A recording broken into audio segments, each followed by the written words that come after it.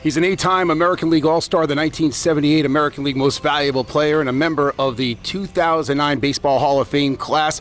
We want to welcome into the Carolina Sports Link Red Sox legend and Anderson, South Carolina native, Jim Rice. He's here at BBT Ballpark tonight as part of the Charlotte Knights 2019 Celebrity Series. And Jim, it is always great to visit with a Hall of Famer. How is old Jim Ed doing these days? I'm doing fine. A couple years ago, just mainly had a little surgery on both knees, had the knees done, so feeling pretty good. All right. I mentioned you're from Anderson, South Carolina, not too far from this ballpark. When you were growing up, was baseball like always your dream to be a major leaguer? Do you have other interests and other things that you did, when you were growing up as a kid in Anderson? No, I played all sports, basketball, football, ran track, so baseball was part of my upbringing because I played American Legion ball. And my high school went from 7th through 12. So I started playing high school ball in the 7th grade. So after that, I started playing American Legion ball, and I was just lucky I got scouted, signed out of high school. You see the kids today, they play baseball all year round. Do you like that trend, or do you recommend kids trying all different sports? Well, it's an individual thing. I can't tell my son that because he's 40 years old now. So with the parents now, I think maybe the parents will let him play year round because if that's what your son wants to do, and also it keeps him off the street.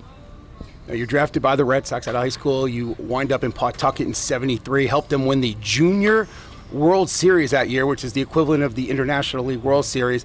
'74, you have a tremendous year in AAA, Triple Crown, MVP, and you made your mark in Pawtucket, but the Paw Sox are here tonight, and this will be the second to last time we're going to see them as the Paw Sox, and in 2 years they'll be moving to Worcester. A lot of people upset about that. What are your thoughts, about the Paw Sox moving out of Pawtucket? I don't have any. I'm not involved with politics. I'm not involved with that. And they're going to move because of one reason, I guess, because they would be going to a better ballpark and they had a better offer. That's the only thing I can look at. So I wasn't in on the meeting, so I can't speak about that. I have no idea. All right, you, Freddie Lynn, go up 1975 to the Red Sox, and you make your mark. Freddie's the Rookie of the Year. You're second. He's the MVP as well. You guys go to the World Series, but you get hurt the final week of the season, hurt your wrist, don't make the postseason roster because of the injury. I always say if you were healthy, you beat the Reds in that World Series. How frustrating was it for you not to be in the postseason that year? Well, I don't know if it was frustrating. Burn rule didn't throw at me. I tried to get out of the way. Plus, after I broke the hand, I still played 9 innings. But the key thing here is that we both were fighting for the MVP and the Rookie of the Year. That's the only thing that I regret, that I didn't have an opportunity to finish the season out and see what kind of numbers I would have put there. And then, going to the World Series, my numbers always have shown better. The latter part of the season, I got stronger. And of course, when you look at the history of what Cooper and Beniquez did as far as batting wise, I think my batting average has been a little better and probably could have helped them out a little better than they did. I certainly agree with that. So we're on the same page there. 1978, you put it all together. You're the American League Most Valuable Player. However, the Yankees stormed from behind. I remember that very well as a kid growing up in New York, but I was a Met fan, so it wasn't like I was rooting for them. They beat you in game 163 on that infamous home run by a guy by the name of Bucky Dent. That was a great year for you personally, but probably losing to the Yankees in 163 kind of left it a little bit empty. It did, but then you go back and you said, I put it together in 78. I put it together before 78 because I think the 3 years that I had the 200 hits with 30 home runs or better, 100 runs, I should have been MVP all 3 years. But it was voted on that numbers-wise, if they took my numbers away from the Red Sox would finish the same place because my number was better than George Brett, my number was better than Don Baylor. So I think it came with the voting of people that didn't really know baseball. I agree. I talked to Denny McLain about this last week when he was here, and Denny and I were on that same page where there's a lot of people that vote and put people into things that don't belong where they're going. But besides that, I had a great year in 78, but it was just a matter of guys playing together. And of course, just being lucky, being healthy. Like that year I played at 163. And I think you had a lot to go on because the guys around me had to give me an opportunity to get those plate appearances and do the things that I did. Without them, I probably wouldn't have had a good year. All right, let's fast forward to 86. You guys lose another epic World Series that's remembered by Billy Buckner, who I think unfairly is classified in his career by that one play. Billy just recently passed away. What were your thoughts on Billy as a teammate and as a player? Well, I think when you talk about Billy Buckner, you had to be there. You had to watch how this guy prepare to play the game of baseball every day. I mean, this guy was in pain and agony every day, and what he had to do to get himself prepared. I mean, he sat in ice cold water day in and day out before the game, after the game, sometimes even between innings. If you play in Kansas City where it's so hot, he'd come and soak his feet. But when you talk about a guy like Buckner, he knew what he had to do to prepare himself. And when he went out and played, he only played one way, played hard. We're talking with Red Sox legend Jim Rice here at BB&T Ballpark.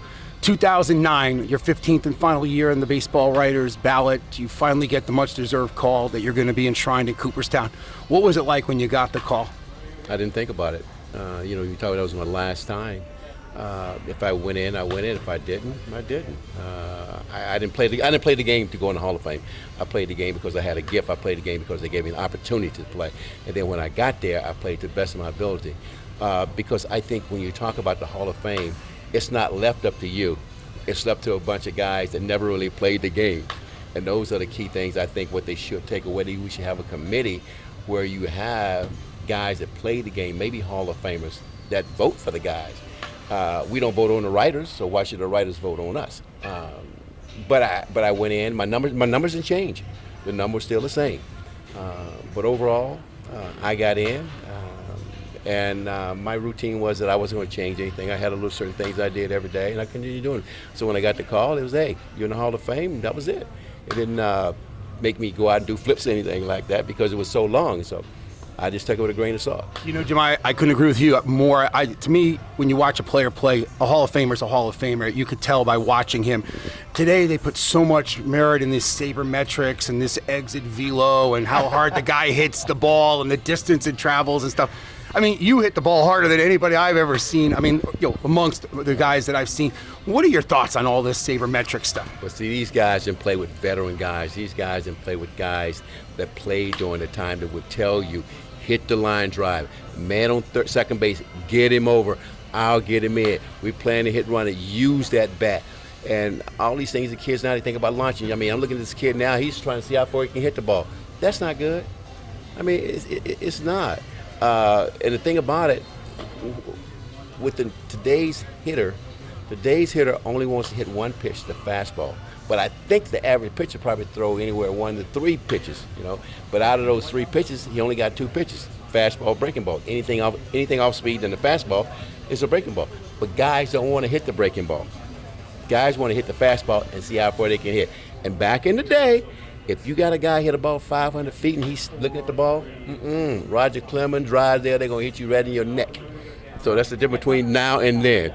I couldn't agree with you more. That was baseball. Yeah, I preach this to the youngins that I work with up in the press box all the time. 2 quick ones. Who was the toughest pitcher that Jim Rice ever faced?